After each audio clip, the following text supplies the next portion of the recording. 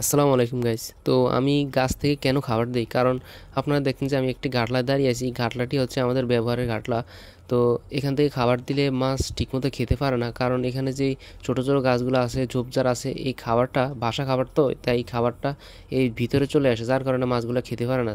অনেকে শাকও ব্যবহার করে, বাঁশ কুপে, যেমন একটি বাঁশ, কয়েকটি বাঁশের খুঁটি কুপে একটা বাঁশ লম্বা করে দিয়ে দেয়, ওই মাধ্যমে খাবার দেওয়া যায়। কিন্তু আমি তা করি না, একটা ঝামেলার ব্যাপার।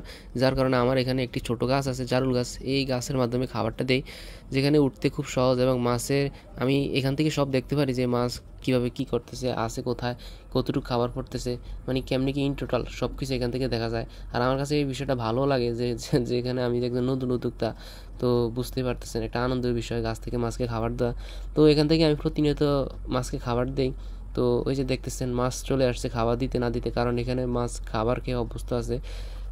প্রতিনিয়ত মাছ এখানেই থাকে, কারণ মাছগুলো অপেক্ষা থাকে আমি কখন খাবার নিয়ে আসবো। তো আমি প্রতিদিন বিকেল এই ধরেন 4টা থেকে 5টার ভিতরে খাবারটা দিয়ে ফেলি, কারণ আমি যদি ধরেন সকালবেলা খাবারটা দিই, মাছ কিন্তু খাবারের প্রতি অত আগ্রহী হবে না।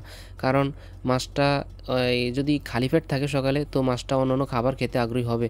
তো যদি সকালেই খাবার দিয়ে ফেলি, মাছ কিন্তু ইচ্ছা করে খাবার খাবে না, কারণ সে জানে যে তার পেট ভরা, সে খাবারের প্রতি আকৃষ্ট নয়। তাই বিকেলে আপনারা সবসময় চেষ্টা করবেন যে বিকেলে খাবারটা দেওয়ার, কারণ বিকেলে মাছ সারাদিন খাবে, যারা যেই মাছগুলো না খাবে তো সে বিকালে খাবে, যে মাছগুলো খাবে সে তো খাবে, আপনার খাবার আয়টা বাঁচবে। আমি মূলত মাছকে বাসা ফিট খাওয়াই, এর বিপরীতে অন্য কোনো কিছু খাওয়াই না। খাওয়াইলে ধরেন মাঝে মধ্যে খৈল খাওয়াই, এর বিপরীতে আর কিছুই খাওয়াই না।